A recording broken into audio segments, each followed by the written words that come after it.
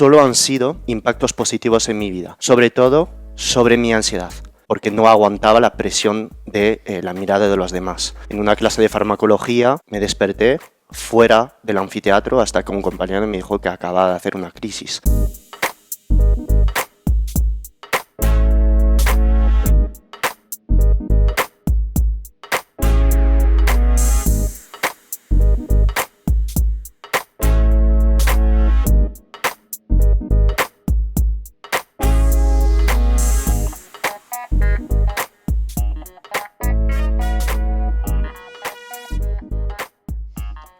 Phil Hugo es un farmacéutico con una dedicación casi absoluta al estudio del impacto positivo que la dieta cetogénica y el ayuno intermitente tienen en nuestra salud y en nuestro estado de ánimo.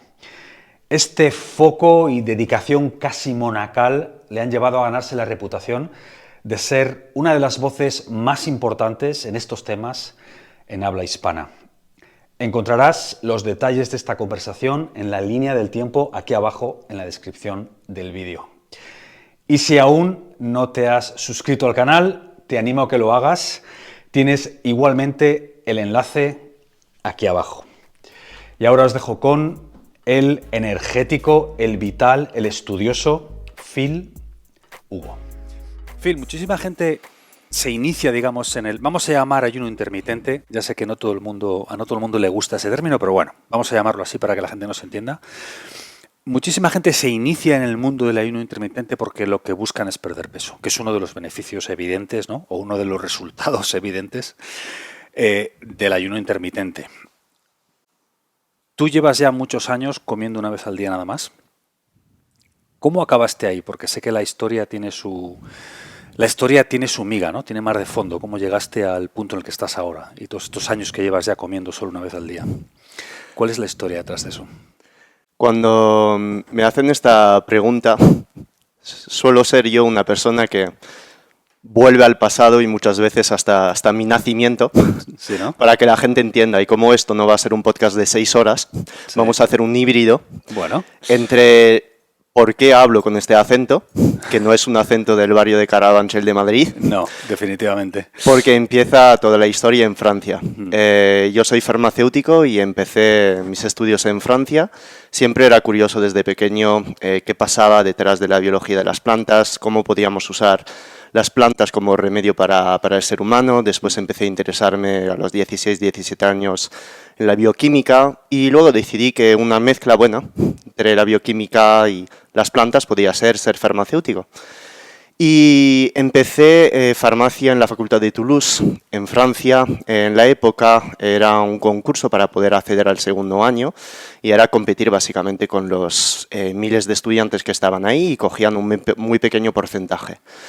En esta época, los profesores en el instituto no me decían nunca que iba a ser una persona que iba a sacar notaza en matemáticas, ni tampoco en física, ni tampoco en todas las asignaturas que pedían como un mínimo de lógica. Siempre he sido uno de estos alumnos que se le daba mejor la filosofía, las letras, pero algo me daba bien, que era la biología, que era pues entender la biología humana, la biología vegetal, y esto siempre me ha dado bien.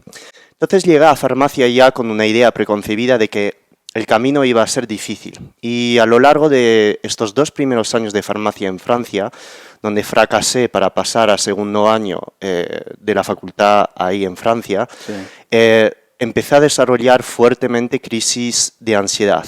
Y para la gente que no sabe lo que es una crisis de ansiedad, lo estábamos hablando ayer en la cena, pues son episodios del día o momentos que se pueden hacer todavía más largos dependiendo de la intensidad de estas crisis, donde una persona se persuade a ella misma en intensidades muy altas que se va a morir.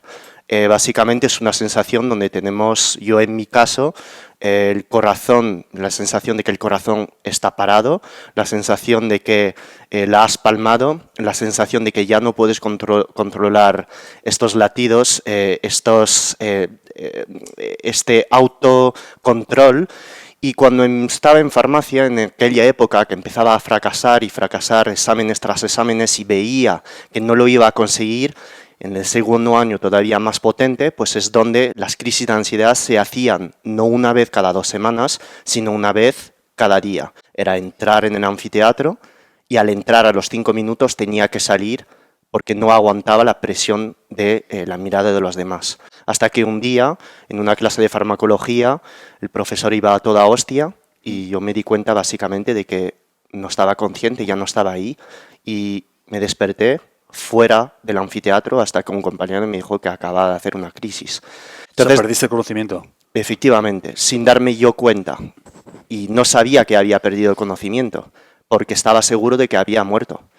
Entonces, claro, en este punto de mi vida he fracasado, obviamente, pues los 2 años en la facultad ahí en Francia, y dije, ¿qué está pasando? ¿Soy yo el culpable que no sabe gestionar este estrés? ¿Es mi entorno realmente que está produciendo esta ansiedad? ¿Es mi nutrición? ¿Es la falta de deporte? ¿Es el estrés? ¿Qué está pasando? Como desde ya bastante años quería ser farmacéutico, que es una idea que me vino sobre los 12, 13 años, no quería dejar este sueño de ser farmacéutico, entonces dije, me voy a España. Tenía la suerte y el privilegio de tener 2 padres españoles que desde pequeño me hablaron español, y me fui ahí. Y irme de Toulouse a Madrid pues ha requerido muchos sacrificios, dejar mi pareja, dejar mis amigos, dejar mi casa, pues empezar una nueva vida ahí básicamente.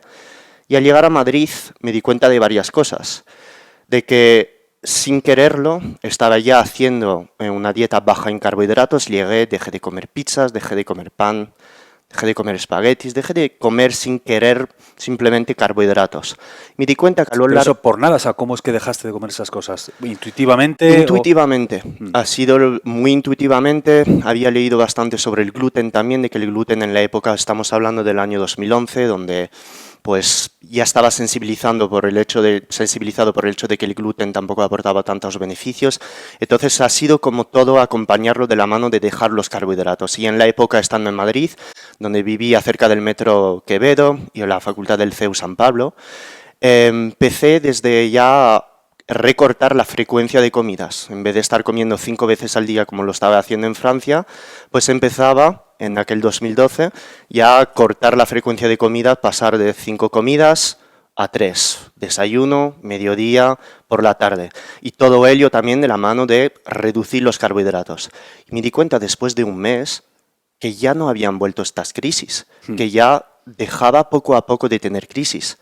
Entonces esto Jesús pues obviamente ha ido paulatino, ha ido con una progresión lógica, donde yo en clase tenía todavía que estar en el fondo de la clase, tenía todavía yo que estar cerca de la puerta, por si me daban un ataque, yo poder abrir la puerta y salir sin que nadie se dé cuenta. Y a pesar de que todo está pareciendo muy bonito ahora, de que reducir la cantidad de comida, reducir la cantidad de carbohidratos, ha podido solucionar algo, seguía teniendo crisis de ansiedad, sobre todo en periodos de exámenes, pero en vez de tener una crisis de ansiedad cada día, a lo mejor la tenía una vez al mes. Entonces me di cuenta de 2 cosas, que reducir la cantidad de carbohidratos sin saber que yo hacía una dieta cetogénica me ayudaba, y habiendo reducido la cantidad de comidas también me había ayudado. Pero eso también, y reducir el número de comidas también fue algo que tú planeaste, o fue también consecuencia del estilo de vida que tenías ahí, o eran pruebas, ensayo, error que hacías? Era totalmente en la época que no sabía nada de ayuno intermitente, nada de la fisiología de los cuerpos cetónicos, etc. Era simplemente yo prueba y error. Prueba y error de dejar de picar. Entonces, obviamente, pues lo veremos seguro en la entrevista, que en la época han habido un montón de otros factores, probablemente el cambio de entorno también, probablemente el hecho de empezar a volver a aprobar asignaturas. Todo esto pues ha creado...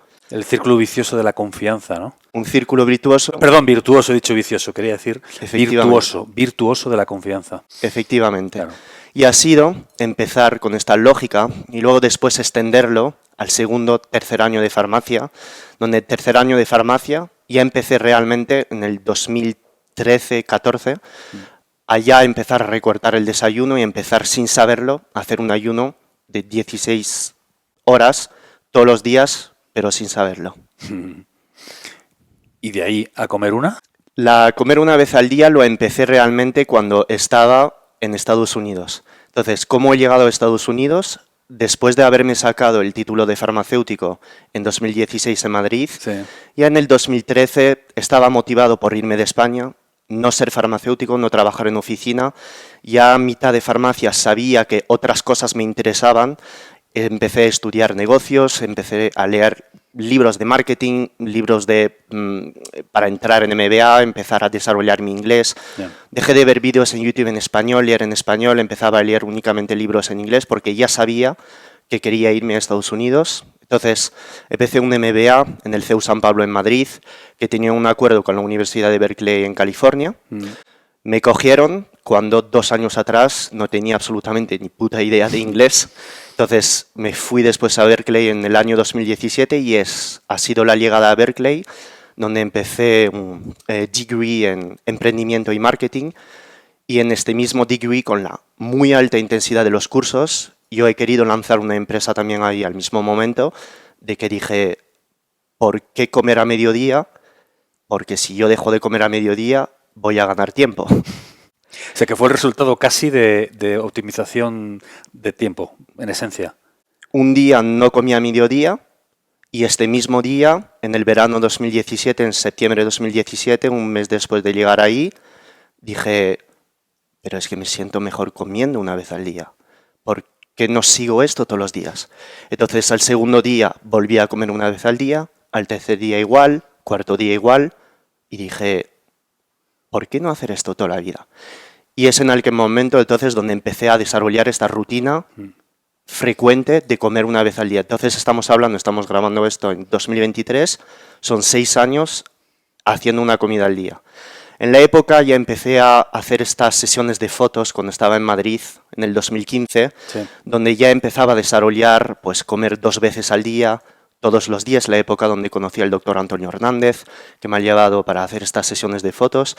En aquella época a veces comía una vez al día, pero era muy puntual, era de como una vez al día porque me he saltado la comida a mediodía, no tengo hambre hoy, venga. Pero ha sido realmente en Estados Unidos donde dije, voy a hacer una comida al día, solo son cosas positivas, no tenía objetivos de rendimiento deportivo, tampoco tenía objetivos de cualquier otro tipo de reconocimiento, ganar premios de culturismo, lo que sea, era totalmente productividad. Y lo que me daba cuenta es que a lo largo del día se me iba el hambre totalmente. Obviamente con esta producción fuerte de cetonas, con el menor impacto sobre mi propia glucosa, pues obviamente me he dado cuenta de varias cosas. Entonces, solo han sido impactos positivos en mi vida, pero sobre todo sobre mi ansiedad.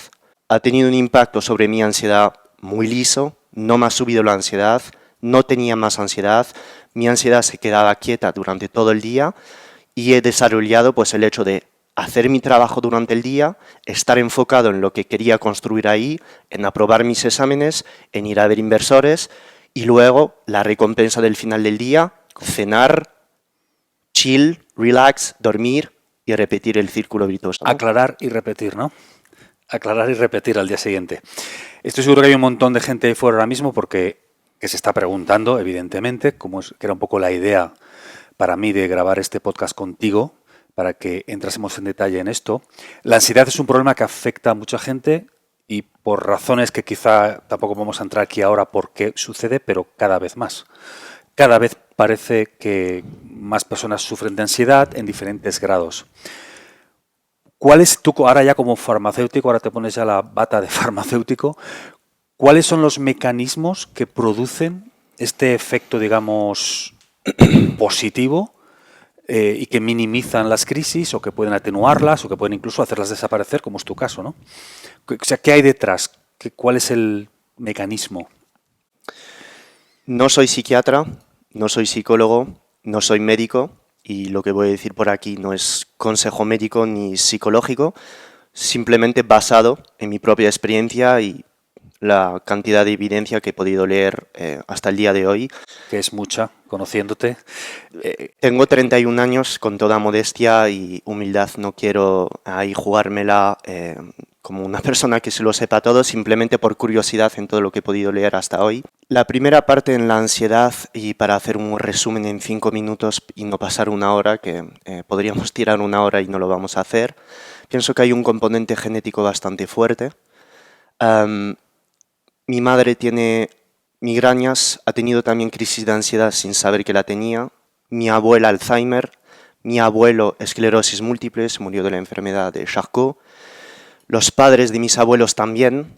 Entonces pienso que dentro de la genética hay una explicación, y yo, a pesar de no tener migrañas, a pesar de no tener Alzheimer por ser muy joven, a pesar de no tener esclerosis múltiple, pienso que de generación en generación, a nivel de salud mitocondrial, se va traspasando genes, se van traspasando mensajes, y pienso que a la vista de toda mi familia y todo lo que he podido preguntar a mis tíos, mis tías, abuelos, etc., pues me doy cuenta evidentemente que hay un componente genético fuerte, sobre todo en mi madre. Entonces pienso que esto sería la primera explicación de que cuando una persona tiene ansiedad, sufre de ataques de pánico, es un poco recular y ver un poco cuál o cómo su familia también ha estado lidiando con ello. Esto por una parte.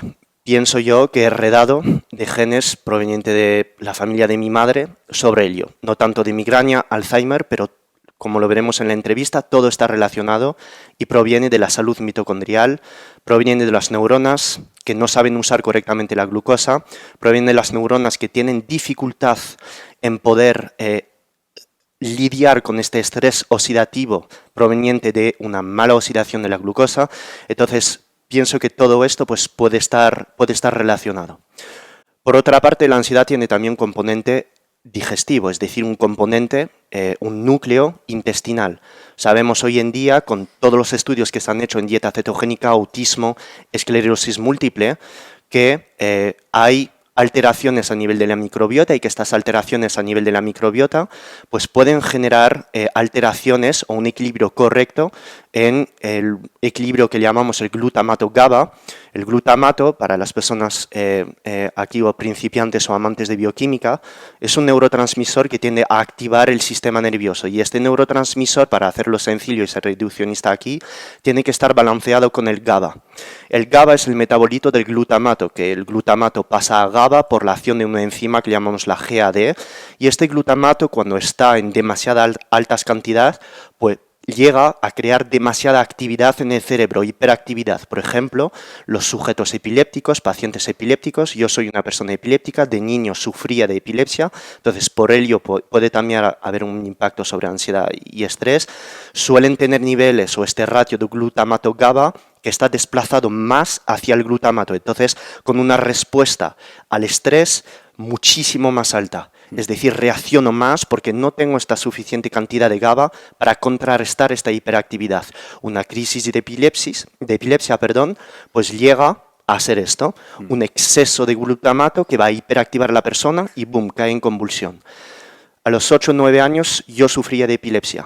Durante 6 meses me despertaba y convulsaba. Una convulsión es, sabes que estás convulsando, pero no puedes hacer nada. Es algo diferente de una crisis de ansiedad.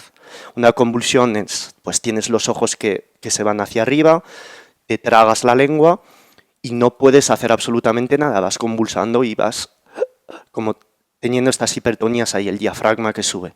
Hasta que un día mi madre abrió la puerta de la habitación y se dio cuenta que estaba convulsando. Entonces, todo esto pues han sido, yo te lo cuento ahora, pausado, dándome cuenta de todos los hilos a lo largo de mi vida. Entonces hay un componente ahí digestivo, y me vas a decir, Phil, ¿cuál es la relación entre la epilepsia, el glutamato y la digestión? Pues que la microbiota. Una microbiota alterada es una microbiota que no llega a regular esta síntesis de serotonina, dopamina, glutamato. En una microbiota alterada se ha visto en autismo, en pacientes epilépticos o incluso en personas con esclerosis múltiple.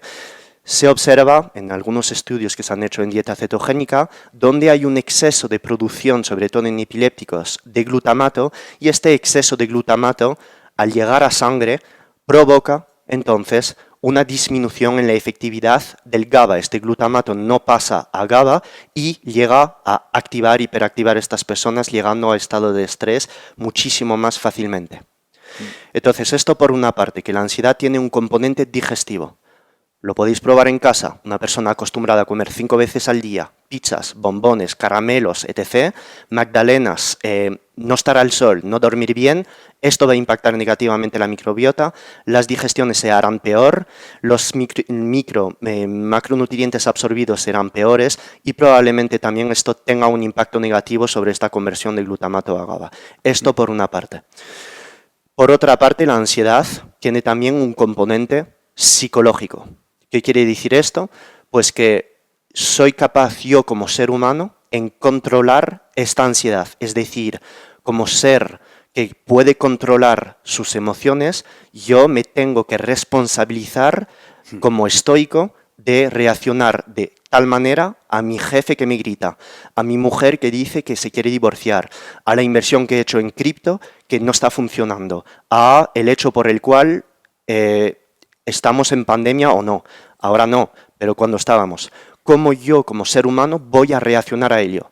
Bueno, pues personas pueden llegar a formarse en ser más o menos estoicos y entonces esto sabemos hoy en día, gracias a estudios hechos con meditación, gracias a estudios hechos con saunas, terapias para tratar la depresión, todo esto sabemos que el ser humano hoy en día es capaz de controlar este estrés, de controlar cómo le van a afectar todos estos factores.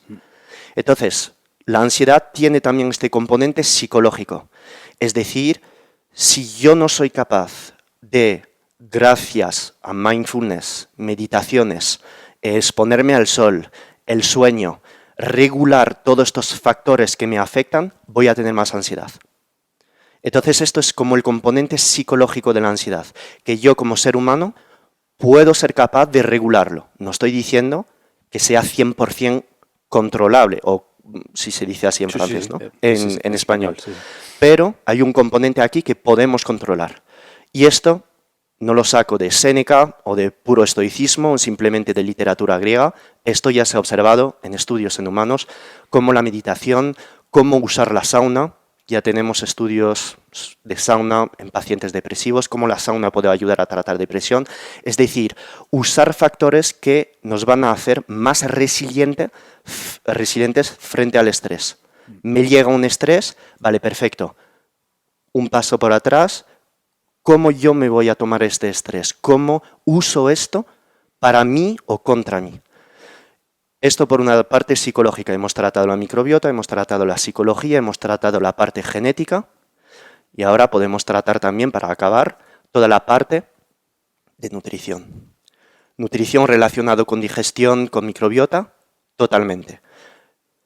Pero ahora, mucho más sencillo de entender. Si yo en un momento X del día, a las 11 de la mañana, estoy sentado en el sofá, me tomo una magdalena con Nutella, nocilla, mermelada. ¿Qué va a pasar? Sube la insulina, sube la glucosa, hipoglucemia reactiva, ¡boom! Esta hipoglucemia reactiva me da más hambre. Aumenta la producción de cortisol en mi cuerpo, porque estoy en hipoglucemia, mi cuerpo hace todo lo posible para subir otra vez esta glucosa. Esto es un estrés y esto puede llegar a ansiedad, porque no tengo la glucosa suficiente, me empiezo a estresar y entonces el ser humano, ¿qué va a hacer? Abro la nevera, como para volver. Esto en ciertas personas puede crear ansiedad. Entonces, ¿la nutrición tiene un impacto directo sobre la ansiedad? Sí. ¿El control de la glucosa a lo largo del día puede tener un impacto positivo sobre la ansiedad? Sí. ¿Las dietas cetogénicas podrían tener un impacto positivo sobre la regulación de la ansiedad? Sí. ¿Una dieta low carb? También. Todas las dietas o las herramientas nutricionales que el ser humano puede llegar a usar, sí pueden llegar a mantener la glucosa en sangre, van a ser positivos para controlar nuestra ansiedad. ¿Estoy diciendo que el azúcar estresa o crea o causa la ansiedad? No estoy diciendo esto. Estoy diciendo que mantener nuestra glucosa la más quieta posible durante el día en personas sujetas a más ansiedad, podría tener sentido. Y hoy en día... Quizá, perdona, Phil, para gente que no esté tan familiarizada con esto, quizás sea interesante que hagas un paréntesis y ahondes en y cómo es que una alimentación tipo cetogénica, tipo low carb, baja en carbohidratos, puede ayudar a romper este círculo vicioso de los picos de la Nutella y la caída postprandial y todas estas cosas, ¿no? Que quizá hay gente mucha de la gente que puede estar escuchando esto sabe, pero quizá otras no. Entonces, ¿por qué una dieta cetogénica low carb ayuda en este sentido?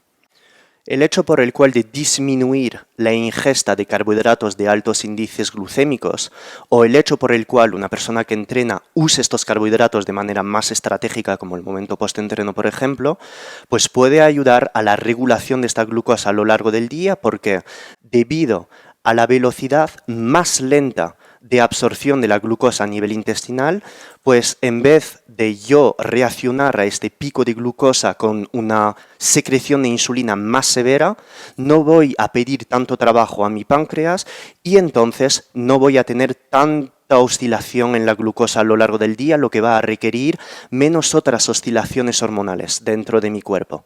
Es por ello que una nutrición low carb o cetogénica, que consiste en aumentar su cantidad de grasa a 60-65% de sus calorías o 1,5, 1,8, 2,0 gramos por kilo de peso de grasa, unas proteínas a 1,5 gramos por kilo de peso, carbohidratos 0,5 gramos por kilo de peso, una nutrición cetogénica nos va a permitir, gracias a la menor ingesta de carbohidratos, poder tener un impacto positivo sobre la insulina y entonces generar menos oscilaciones en nuestra glucosa a lo largo del día.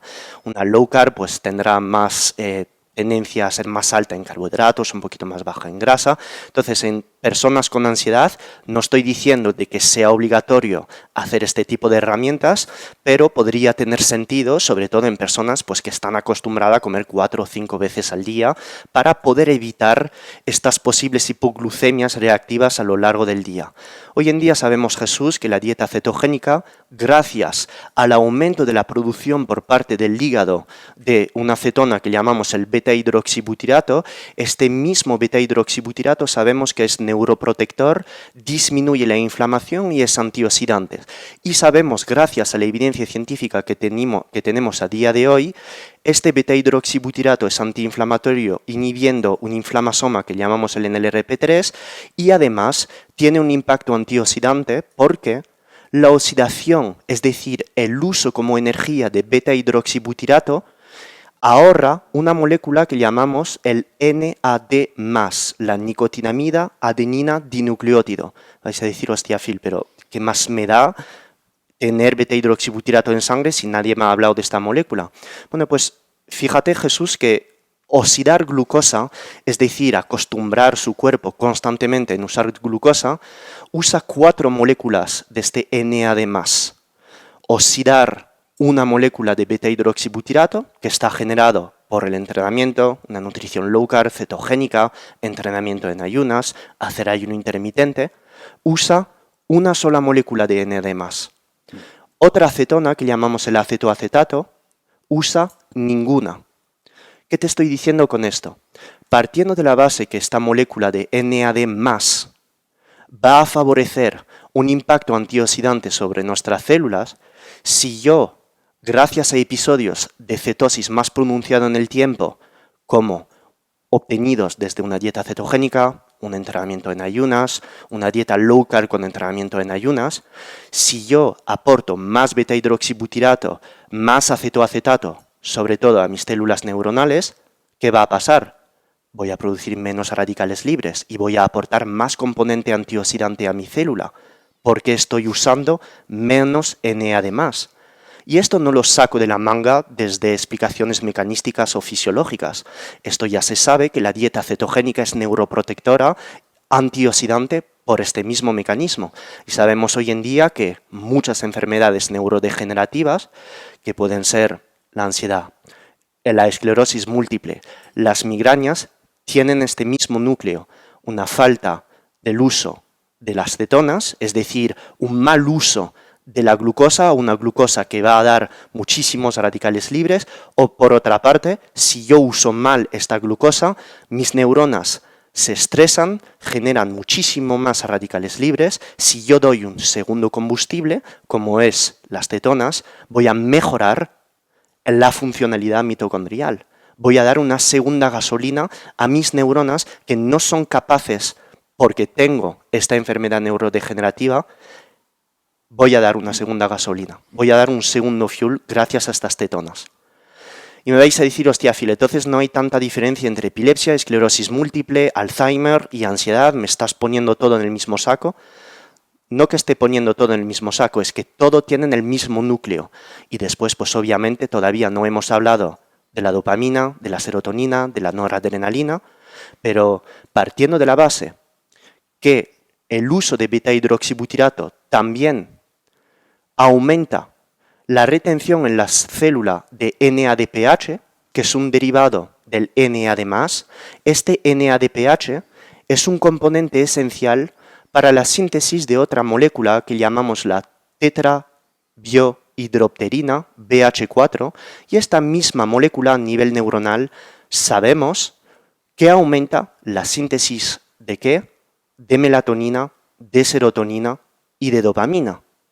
Si yo, gracias a episodios de cetosis, gracias a una nutrición low carb cetogénica, entrenamiento en ayunas, O comer una vez al día. ya más seguido, aumento la producción por parte de mi hígado del beta-hidroxibutirato, estoy entonces dando esta gasolina a mis neuronas y estoy entonces ahorrando estas moléculas NAD+, para el impacto antioxidante, NADPH para también el impacto antioxidante y reduciendo la inflamación en el RP3 para el impacto antiinflamatorio. Gracias a todo ello, ayudo también a la resíntesis de todos estos neurotransmisores y hoy sabemos en pacientes con Alzheimer, gracias a estudios de Novitz y colaboradores, por ejemplo, que se pueden buscar en PubMed, a nivel mecanístico, cómo este beta-hidroxibutirato puede tener este impacto antioxidante sobre las neuronas. Y probablemente, ahora para cerrar el bucle, yo sea una persona a quien le venga bien hacer herramientas de dieta cetogénica, ciclar mis carbohidratos, tener episodios en la semana más alto, otros más bajo, pero sobre todo... Ciclar, para la gente que no sabe lo que eso significa, quiere decir que comes carbohidratos intermitentemente. Eso es. Y comer una vez al día me vaya bien. Entonces, todos estos mecanismos que has explicado, corrígeme si me equivoco, pero la mayoría de ellos suceden paralelamente o comiendo una vez al día y o en combinación con dieta cetogénica. ¿Qué grupo de personas crees que le puede ser interesante que explore dieta cetogénica y qué grupo de personas crees que puede no ser interesante que explore ayuno intermitente y comer una vez al día? Porque sabemos que hay grupos de personas que quizá no sea lo más... o que hay grupos de personas para quienes el porcentaje, la probabilidad de que no comulguen bien con ese estilo de vida es alta, ¿no? ¿Quién sí, quién no, Phil? Otra vez, no soy nutricionista ni tampoco soy médico, esto no es consejo nutricional. Tendría sentido evaluar la persona qué quiere, de dónde parte, cómo tiene la analítica.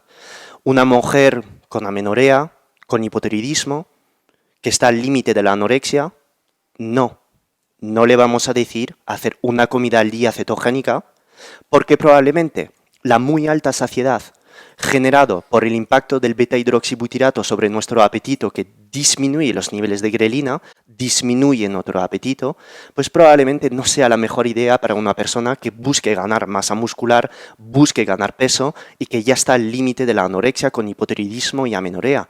En esta mujer probablemente le recomendemos, de la mano de un dietista, nutricionista, médico endocrino, hacer entonces una dieta donde aumentemos el número de calorías, aumentemos la cantidad de proteínas, aumentemos la cantidad de grasas para aportar más calorías a esta persona y que recupere su tasa metabólica basal, sus hormonas tiroideas, un eje hipotálamo hipofisario, estrógenos, progesterona que funcionen bien, pero no es para todo el mundo. Y otra vez, Jesús, soy científico y no estoy aquí para decir que hay que comer una vez al día hacer ceto para sanar su ansiedad. La ansiedad, como bien le he dicho, tiene un componente nutritivo y sabemos hoy en día que el simple hecho de perder grasa el simple hecho de encontrarse en una restricción calórica, en un déficit calórico, también tiene un componente beneficioso sobre la biogénesis mitocondrial, la sensibilidad a la insulina, la disminución de la inflamación. Sabemos que hoy en día revertir un hígado graso no solo pasa por hacer low carb o cetogénica, que se puede hacer con una dieta más alta en carbohidratos, pero con un déficit calórico. El simple hecho de reducir su cantidad de calorías también tiene impacto positivo sobre esta sensibilidad a la insulina, la generación de NAD+, etc. El objetivo de la nutrición es encontrar, de cara a la pérdida de grasa o la reversión de algunas enfermedades, encontrar lo que nos es más sostenible a nosotros y lo que, de la mano de esta llegada al objetivo, la pérdida de grasa, la recomposición corporal, nuestra analítica se mantenga bien. Cuando yo encuentro esta nutrición es la mía, lo que es mi caso. Como una vez al día, mi analítica está perfecta y consigo lo que quiero en mi ansiedad y resultados sobre mis objetivos físicos y estéticos. Entonces, mientras estemos ahí, perfecto. Con lo cual, ¿quién podría hacer una comida al día, cetogénica y una comida al día? Va a depender de la analítica de la persona, va a depender de los objetivos de la persona. Entonces, una persona que esté ya al borde, como he dicho, he cogido un ejemplo extremo para que la persona se sienta identificada, probablemente no tenga sentido una sola comida al día con ceto, porque me voy a saciar tanto que acabaré el día comiendo 600 kilocalorías y esto va a empeorar mi cuadro. Claro. Eso por una parte. Una persona con una analítica normal y corriente. No tiene objetivos de perder 15... lo voy a volver a decir. No tiene por objetivo de ganar Mr. Olympia, ganar campeonatos de España de CrossFit, ganar campeonatos de artes marciales. Podría tener sentido en esta persona empezar a reducir su ingesta de 3 a 2 comidas al día, a lo mejor su ingesta de carbohidratos, si esta persona está experimentando problemas con su ansiedad, si esta persona está experimentando problemas con su estrés. ¿Por qué? Porque esta persona pues probablemente a lo mejor esté sujeta a problemas digestivos. Esta persona a lo mejor esté sujeta a no cubrir la enorme cantidad de vitaminas del grupo B, la vitamina A, la vitamina D. A lo mejor esta persona está teniendo problemas de digestión y lo que hace que no está absorbiendo la cantidad correcta de nutrientes. A lo mejor esta persona está teniendo hipoglucemias reactivas brutales en su día. Y a lo mejor es todo esto que le está generando la ansiedad. Entonces, herramientas cetogénicas y la reducción de la ingesta durante el día, de pasar de 3 a 2, puede ayudar a la persona a recuperar este terreno intestinal y entonces todo esto tener un impacto positivo sobre su ansiedad. Como siempre, Jesús es a coger en pinzas. Lo que no quiero que piense la gente es ceto y una comida al día soluciona el problema. No, son herramientas de si yo la pruebo, wow, me siento mejor. Entonces, es ir jugando. Si con 2 comidas al día puedo pasar a 1, perfecto, wow, pues ¿por qué no 3 veces a la semana, una comida al día? Y luego el resto de la semana, 3-4 días, pues voy subiendo más mis calorías con las 2 comidas al día que tengo para no estar generando un déficit calórico demasiado profundo a lo largo de la semana que a lo mejor me hará perder demasiado peso. Una persona obesa que tiene muchos kilos por perder, veo el ayuno de una comida al día espectacular, siempre y cuando esta persona esté asesorada por un nutricionista o un dietista que le paute una dieta correcta. Porque estamos en lo de siempre, Jesús. Yo te puedo hacer perder grasa. Si te hago perder grasa a ti, te vas a quedar en los huesos, ya que no tienes casi nada de grasa. Te hago hacer una comida al día, 1 hora de pesas, 20 minutos de cardio al día. Es un déficit calórico que te voy a saciar con mucha carne, pescado, verduras. Acabas el día comiendo 800 kilocalorías al día, pero a lo mejor en 3 meses acaba con hipotiroidismo porque no has sabido cubrir el zinc, ni el magnesio, ni el hierro, ni el yodo, ni te expones al sol. Entonces, perder grasa es una cosa.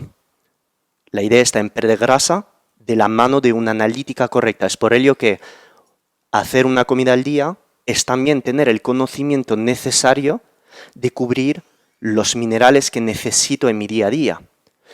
El yodo, el hierro, el sodio, el magnesio, el selenio. Bueno, pero aquí quiero también decir una cosa. Es verdad que yo entiendo que tú quieras ser cuidadoso con lo que dices porque, bueno, esto puede llegar a mucha gente y quieres estar seguro de no tomar posiciones, que la gente te lea, que saque un clip de aquí y haga cosas y luego digas que Phil Hugo dijo que. Sí. Eso lo entiendo. Como es lógico, eres un profesional y quieres ser coherente con eso, pero yo creo que vivimos un momento en el que también somos un poco injustos con la gente que está bien. Porque la gente que está bien también tiene derecho a oír, oye, si estás bien, no tienes por qué tener tanto cuidado. Puedes probar a durante una semana comer 3 veces, la semana siguiente comer 2 y a la tercera semana comer 1. Y lo más probable es que si eres una persona sana que se expone al sol y que más o menos tiene una actividad cotidiana, lo más probable es que no te mueras y que no te pase nada raro y que no te desmayes por la calle. Entonces, yo quiero también, digamos, romper una lanza por aquella gente que tiene derecho a escuchar que hay otra forma de hacer las cosas también. Efectivamente. ¿Entiendes por qué hago este comentario? Efectivamente. Y es posible. Y bueno, tenéis la prueba con Jesús, que también ha pasado muchos años de su vida comiendo una vez al día. La prueba conmigo, que si abrís mi Instagram @defilugo podéis ver todas mis historias. Entreno en ayunas, llevo haciendo esto desde 2017 y he pasado por fases muy bajas en toda esta historia también. He pasado por fases muy estresado, donde no cubría el yodo, no cubría el selenio. Pasé seguramente por fases de hipotiroidismo donde no me daba cuenta, donde estaba menos acelerado, no llegaba a mis objetivos de composición corporal, y después a lo largo de los años con el aprendizaje, hablándolo con mi médico, que es Antonio Hernández, pues ir corrigiendo pautas, empezar a volver a comer carbohidratos, que todavía todo esto pues es algo que la gente tiene que entender. Cuando una persona empieza a comer una vez al día, pues obviamente la depleción, es decir, el vaciado de glucógeno muscular, se hace muchísimo más rápido. Entonces, si una persona como yo tiene objetivo de ganancia de masa muscular, lo que es posible con una comida al día, que lo repito, Jesús, es lo que tú haces, ¿no? Lo que yo hago, yo no es una comida al día como en 15 minutos y me voy a la cama, es una comida que entra dentro de un proceso de ayuno de 22 horas. Son lo que llamo yo un ayuno 22-2, 22 horas de ayuno y 2 horas de ingesta. Es decir, que me pongo a cenar con mi pareja y dura 2 horas la ingesta. No es un plato con un tomate, un espárrago, una lata de sardina, no. Son 5 platos con sardinas, con entrecots, con huevos, con hígado de bacalao o con hígado de ternera. Hay aproximadamente una cantidad de proteínas entre 3 hasta 3,8, 3,9 gramos por kilo de peso. Mido unos 69, peso 72 kilos. Y hay veces que meto más grasas y otras veces más carbohidratos.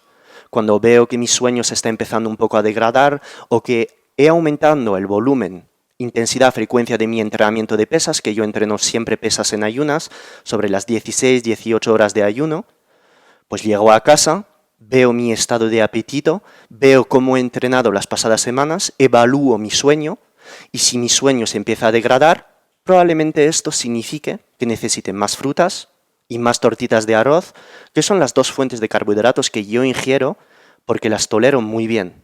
Me voy menos a patata, tubérculos o boniato o pasta, porque no le veo sentido al gluten en el caso de la pasta del pan, y los tubérculos los digiero bien, pero tampoco tan bien como las tortitas de arroz o algunas frutas. Entonces, el hecho de ciclar los carbohidratos junto a este ayuno largo, mis entrenamientos en ayunas, estar con días más alto en grasa, más bajo en carbohidratos, me permite obtener 2 cosas.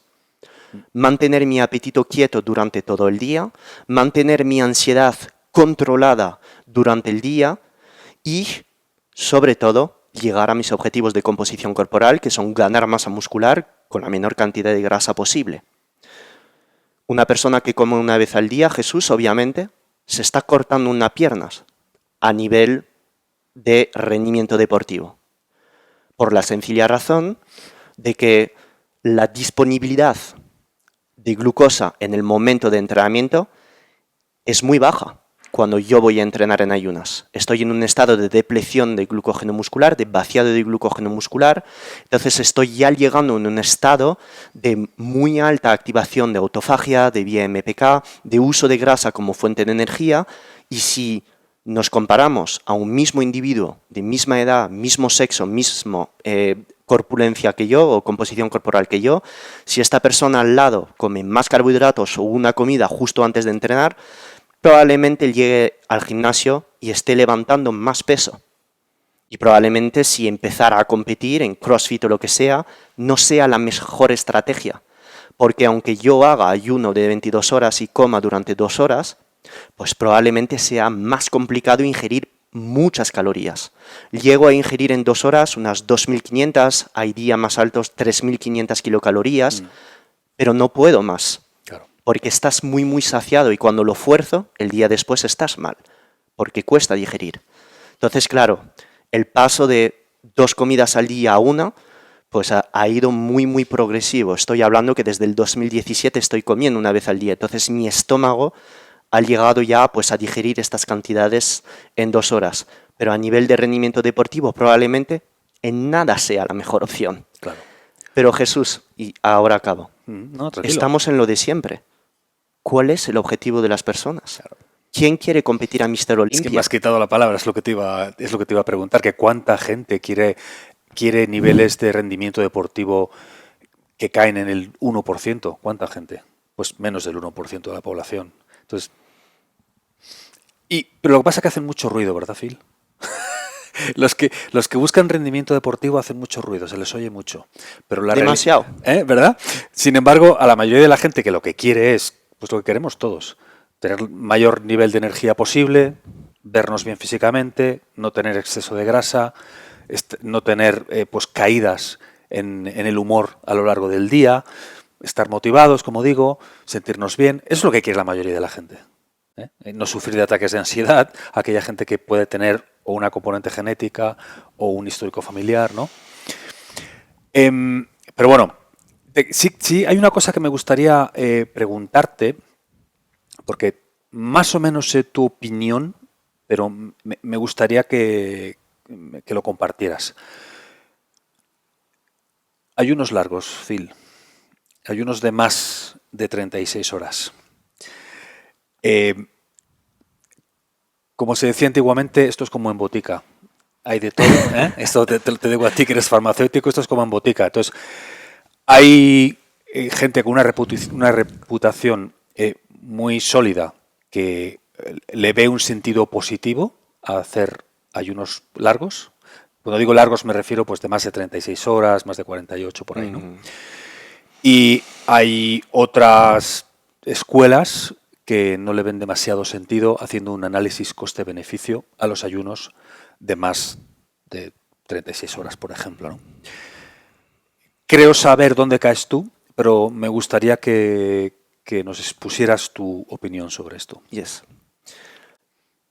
Para las personas no familiarizadas con el ayuno, un cuerpo puede sobrevivir 40 a 50 días sin estar ingiriendo absolutamente nada. De hecho, ya se sabe que más de 40 días una persona obesa ha llegado a perder peso sin ingerir absolutamente nada.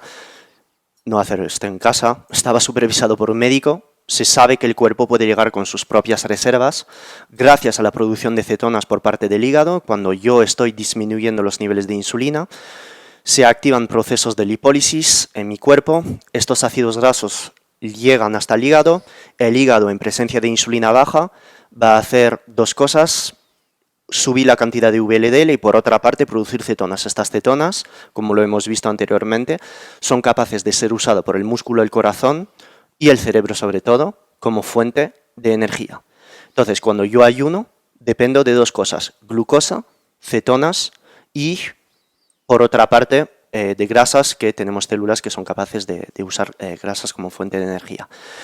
En este caso, cuando yo aumento el ayuno, las horas de ayuno, 36, 48, 72, bajan mis niveles de insulina, baja todavía mi nivel de glucosa hasta un cierto nivel y mi hígado, al detectar tan bajos niveles de insulina, empieza a subir cada vez más la producción de cetonas de beta-hidroxibutirato particularmente. En este caso es muy fácil de detectar. Todas las personas que tengan un KetoMojo, un medidor de cetonas, segundo día de ayuno van a ver 1,2, 1,3, tercer día a lo mejor 2,5, 2,6 o incluso pues las personas que han empezado este ayuno con una fase cetogénica de 4, 5, 6 días, pues a lo mejor estarán detectando 4,5, 4,6 milimoles por litro de beta-hidroxibutirato. Es decir, el cuerpo es capaz de crear energía en ausencia de ella, por simplemente usar su propia grasa, usar sus tejidos como fuente de energía. La proteína, por ejemplo, gracias al ciclo de Cori, desde el tejido muscular, va a mandar alanina y esta alanina llega al hígado y el hígado es capaz también de producir glucosa a partir de esta alanina. Hay una regulación muy inteligente por parte de nuestro organismo que es capaz, en ausencia de comida, de regularse. Y obviamente, pues personas muy poco flexibles metabólicamente no podrán aguantar más de 3 horas sin comer, otras pueden aguantar 4 o 5 días, etc. Esto para los principiantes que lo entendáis, que no me voy a morir a 24 horas de ayuno, ni tampoco 48 horas. Es necesario una breve preparación antes con dietas low carb cetogénica. Probablemente podría tener sentido establecer este tipo de alimentación antes para que el ayuno sea más fácil. Los beneficios del ayuno largo, en mi opinión, se basa en que yo estoy tan restringido a nivel de energía, estoy en un déficit calórico tan profundo, es decir, enseño tanto a mi cuerpo la falta de calorías debido a que mi cuerpo sigue quemando calorías para vivir, es decir, su tasa metabólica basal, porque mi corazón sigue latiendo, mi cerebro sigue pensando, sigo durmiendo, sigo moviéndome, todo esto requiere seguir quemando kilocalorías. Si yo le quito las calorías porque no como, esto es un déficit calórico. Entonces, el ayuno profundo, como yo multiplico este déficit calórico de 1.600, 1.700, 1.800 kilocalorías, porque no aporto nada de calorías, va a generar potenciaciones a nivel de célula y beneficios a nivel neuronal, intestinal, etc., dejando paz en el intestino, aumentando la regeneración de células madres, dejando el intestino en paz a que se sinteticen cada vez más enzimas digestivas, vuelvan a aumentar las poblaciones bacterianas de ciertos tipos, bacteroidetes, etc., y todo esto va a tener un componente a nivel digestivo positivo sobre la producción de dopamina, serotonina. Y sabemos hoy en día pues, que estos dos neurotransmisores son esenciales para poder mantener un estado de ánimo correcto. Y es por ello que el llegar en un estado de ayuno sobre el tercer, cuarto, 5 días, sentimos este estado de euforia. Porque tenemos el impacto del déficit calórico que va a tener un impacto antiinflamatorio sobre todas las células de nuestro cuerpo y sobre todo un impacto positivo a nivel de nuestra flora intestinal, de nuestra microbiota, porque vamos a tener esta vuelta al equilibrio de la síntesis de estos neurotransmisores. Se sabe también de un estudio que ha sido llevado a cabo por investigadores griegos, Papagiannopoulos, me parece, como lo explico en mi curso Ayuno Experto, de 5 días en 2020 de 10 individuos, donde han observado los impactos hormonales y metabólicos de un ayuno de 5 días seco. Y particularmente lo que hace este ayuno de 5 días seco, aunque sea un estudio con muy pocos individuos, evidentemente esto no se puede hacer en una población o en un estudio de 20 años, no son cosas que se puedan analizar, pues han observado varias cosas. A partir del tercer día de ayuno se ha observado en estas personas que aumentaba drásticamente el cortisol, aumentaban también otros componentes, otros metabolitos como es el ácido úrico, por ejemplo, y aumentaba también de la mano del cortisol una hormona que llamamos la vasopresina, que es la hormona antidiurética. La euforia que se experimenta al partir del tercer, cuarto día de un ayuno tiene varias explicaciones, como lo he dicho anteriormente, probablemente tenga un componente a nivel digestivo de la mejora de esta síntesis de serotonina, dopamina, probablemente tenga un impacto positivo a nivel neuronal porque estoy disminuyendo la inflamación, pero también podría tener, y esto es algo que probablemente muy poca gente hable porque ya es un poco ser geek en bioquímica, en mi opinión, es el impacto de la hormona antidiurética sobre nuestro cerebro. La hormona antidiurética, también llamada vasopresina, que se simboliza con las letras ADH o Antidiuretic Hormone, es una hormona que ha sido demostrado tener un impacto positivo antidepresivo sobre el ser humano. Simplemente solo hace falta escribir PubMed y ver que hoy en día existen tratamientos con hormona antidiurética sobre todos los síntomas relacionados con enfermedades neurodegenerativas, síntomas de ansiedad, etc. Esta hormona antidiurética, ¿por qué se eleva durante un ayuno? La hormona antidiurética es una hormona que se secreta por parte de algunas de nuestras neuronas para hacer frente a el vaciado dentro de nuestra sangre del sodio, lo que viene a ser normal. Si yo no ingiero líquido ni tampoco agua de mar en un ayuno seco, estoy depletándome en sodio. Entonces, como el cuerpo detecta esta hipovolemia, la falta de sodio, hace todo lo posible para retener el sodio a nivel del riñón, lo poco que tiene. Esto aumenta la hormona antidiurética y es muy curioso, Jesús, porque esta hormona antidiurética ha demostrado tener impacto sobre varios receptores y particularmente también esta hormona antidiurética ha demostrado tener un impacto sobre la secreción de cortisol. Y es por ello, entre otras cosas, que yo no soy nada fan de alargar un ayuno por encima de 2, 3 o 4 días. Y me vais a decir, Phil, pero me estás hablando de un estudio en 10 personas, que es un ayuno seco. Si bebo agua de mar o pongo sal en mi agua, esto no va a pasar.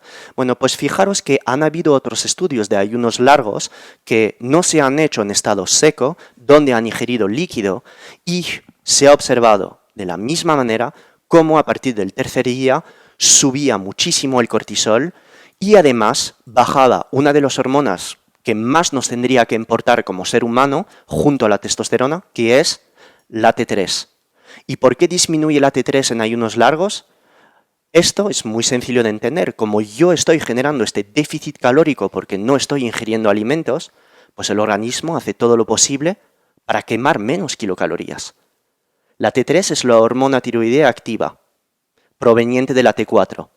El organismo, al detectar la falta de energía por un ayuno largo, disminuye la conversión de T4 a T3 para preservar los tejidos. Porque si yo tengo la T3 demasiado alta, voy a catabolizar más, voy a destruir mi hueso y probablemente también esto impacte negativamente todos mis demás tejidos.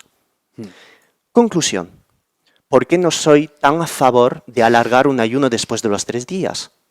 Pues porque si yo a partir del tercer día estoy generando una disminución en T3, una subida en cortisol, esto es un estrés demasiado fuerte para el cuerpo humano, ya que estoy gracias a mi cuerpo intentando contrarrestar gracias a la secreción de hormonas como el cortisol o la disminución de mi T3, que es una hormona antidepresora, una hormona que aumenta la síntesis de mi glucógeno muscular, aumenta la oxidación de grasa. Si yo estoy generando estas modificaciones hormonales porque quiero hacer ayuno, ¿para qué voy a alargar más el ayuno?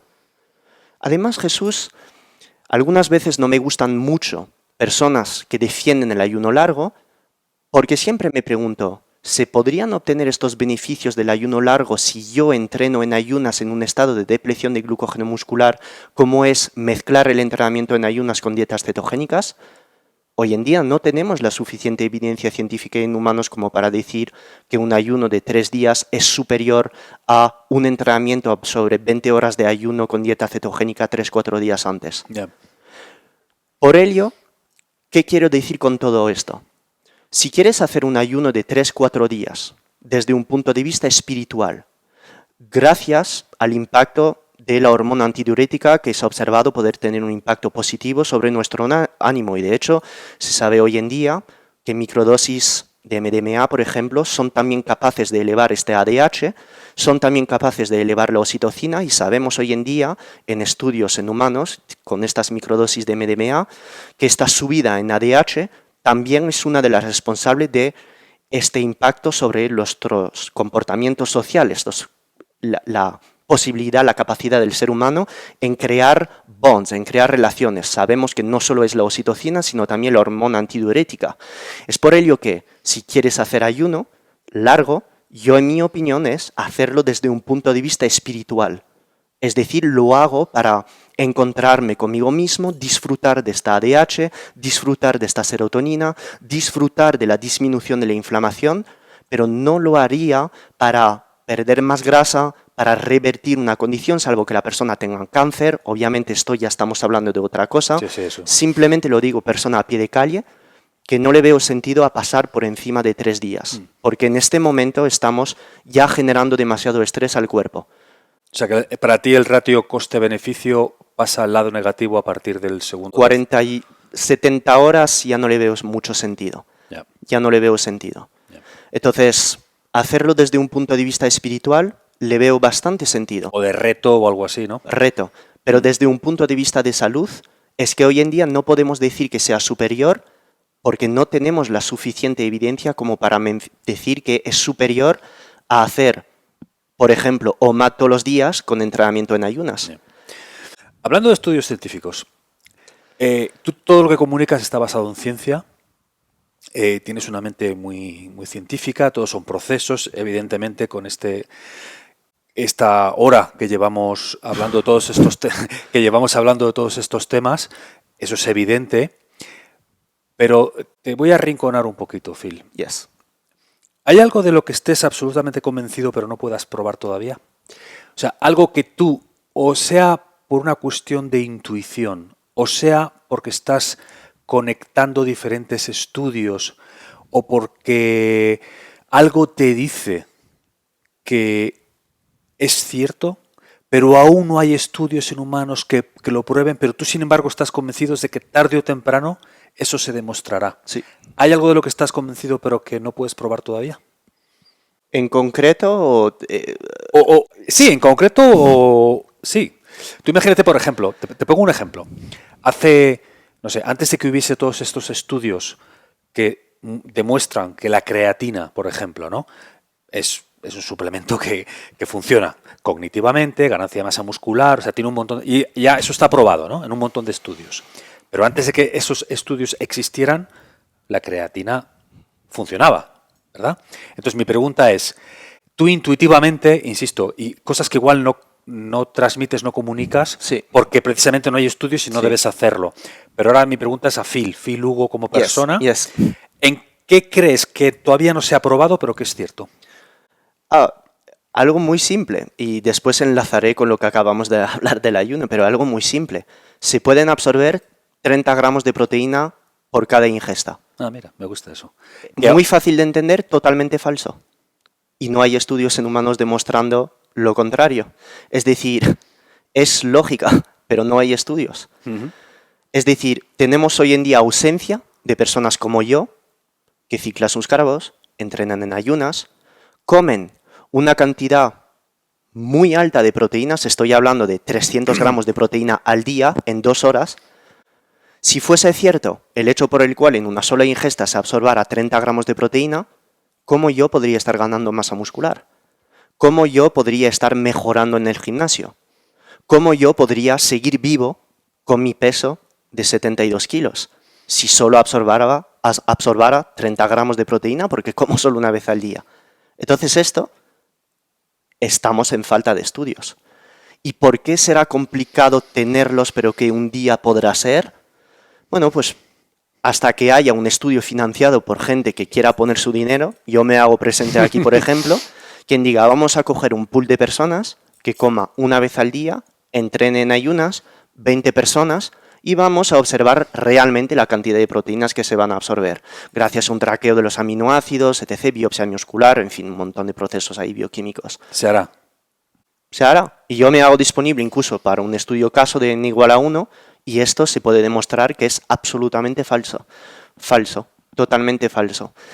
El cuerpo humano, en este caso, podría tener una lógica de por qué pasa esto, pero totalmente, pues porque cuando una persona entrena en ayunas, no tiene nada en el intestino durante 22 horas, desde un punto de vista evolutivo, ¿qué hace el intestino?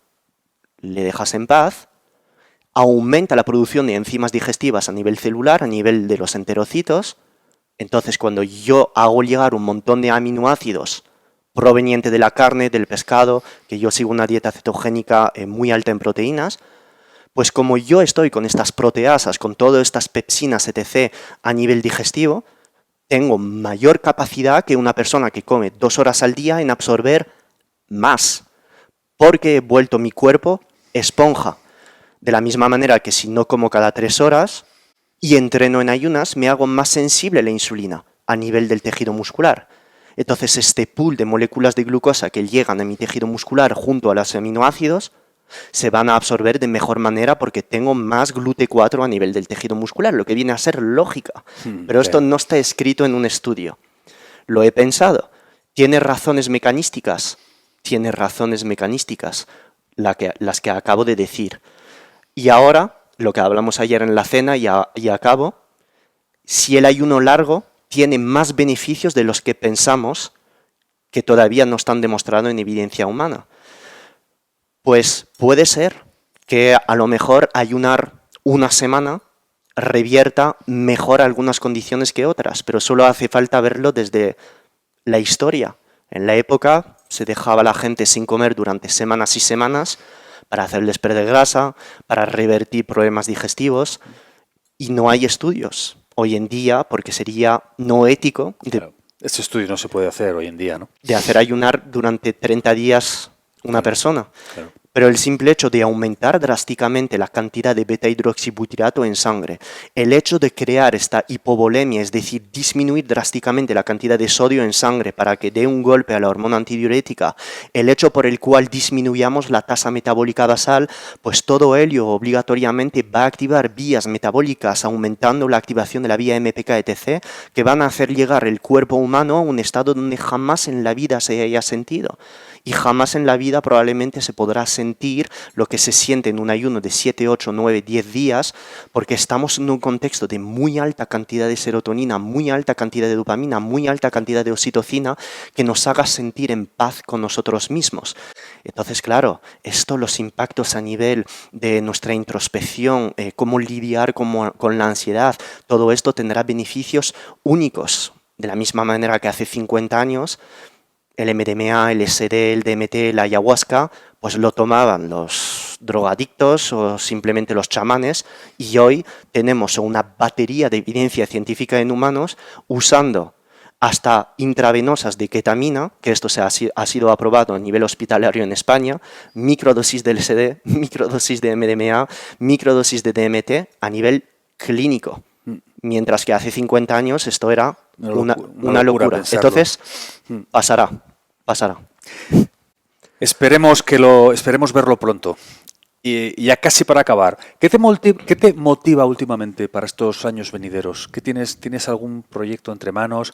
O ya sea que algún proyecto que puedas tener entre manos o algún estudio que se esté haciendo que te motive especialmente. O sea, ¿qué te mantiene ahí despierto por la noche positivamente? Sí, pues lo que acabamos de decir de poder estudiar más a fondo la práctica del ayuno de 22 horas, si yo tuviese más dinero ahora disponible en cash, estaría muy curioso poder autofinanciar este estudio que esté publicado para estudiar más a fondo el ayuno de 22 horas, porque pienso que es una herramienta muy fácil de ser explicada por parte de los profesionales de salud, médicos, nutricionistas, poblaciones. Pienso que es una herramienta poco costosa. Pienso que es una herramienta que también va a dar muchísimos beneficios a nivel de productividad, a nivel de ejecución para ejecutivos, para empresarios, para emprendedores que no tienen tiempo de comer, que están en sobrepeso, tienen ansiedad, el intestino destrozado. Entonces, algo que me motiva es, obviamente, pues poder generar este cash, poder crear estos estudios e indagar más sobre el ayuno, porque tenemos una ausencia de evidencia científica hoy en día en humanos absurdamente baja sobre este concepto de ayuno de 22 horas. ¿Hay algunos estudios? Sí, pero no están hechos en sujetos como yo, que no tienen problemas a nivel metabólico. Es por usar este ayuno mejor y que esté mejor prescrito. Cuando se hace bien puede tener muchísimos beneficios, y yo pues obviamente en mis redes, en mis cursos, comparto todo lo que voy o llevo estudiando para pues mejorar toda la práctica del ayuno, que sea 16-8 o una comida al día o largos, por parte de la población y los profesionales de salud. Por otra parte, Jesús, por mi historia, por la relación que tengo con estas enfermedades neurodegenerativas, la ansiedad, ataques de pánico, migrañas, etc., pues obviamente gracias a estar en este entorno hoy, poder disfrutar de mi pasión, poder estar entrenando, andando por la mañana, estar como comunidad, y por la segunda parte del día estar en una fase de creación de cursos, de diapositivas. Gracias a mis cursos, gracias a esta academia que estoy creando, pues obviamente lo que me ilusiona, lo que me motiva todos los días es que mi equipo sea feliz, que mi comunidad sea la más feliz de toda, y poder seguir creando en mi academia cursos basados en esto, en dieta cetogénica, en low carb, en ayuno, en rendimiento deportivo, juntando las dos cosas, en suplementación, en hormonoterapia, porque esto me ha cambiado la vida a mí y sí que puede cambiar la vida de millones de personas. ¿Y dónde puedes saber la gente más de ti? ¿Redes sociales, tu web? ¿Dónde quieres que quien haya escuchado esto y esté interesado en ahondar, dónde les mandamos? ¿Dónde pueden ir a verlo? Yo soy muy presente en Instagram, en TikTok, @thefilugo, donde ahí comparto en Instagram toda mi vida en stories, desde despertar, mis entrenamientos, mis cenas con mi pareja, con Loli, básicamente todo lo que hago. En YouTube tengo un canal que es Filugo Farmacéutico, donde hablo de todo esto de ayuno intermitente, nutrición cetogénica, suplementación, hormonoterapia, entrenamiento en ayunas, HIIT. O sea, cualquiera que quiera saber de ti pone Filugo y les va a salir ahí todo, ¿no? Eso es, y estamos ahí pues lijando bien en YouTube sobre todo, sí, haciéndonos ahí felices. Pues esperemos que sigas generando muchísimo contenido, como estás haciendo ya, y que haya una respuesta buena a este episodio, y porque es tenso, ¿eh? Es denso lo que hemos hablado hoy, Phil. Me parece que hemos empezado hace 3 minutos. ¿A ti te parece que llevamos 10 minutos? Pero es denso, es denso. Pues yo animo a todo el mundo que quiera ahondar en todos estos temas más profundamente, pues que te busque en YouTube, que te busque en Instagram, porque hay muchas cosas que aprender de Filugo. Gracias. Phil, muchísimas gracias. Gracias por tu tiempo. Y gracias a ti, Jesús. Nos veremos en la próxima cuando hayan salido ya esos estudios científicos que vas a hacer. A ver si llego a tu nivel. Un abrazo. Muchas gracias, Jesús. Gracias. Estamos bien, ¿no? Pum, pum, pum. Phil. Si no estamos bien, tío, empezamos de nuevo, ¿eh?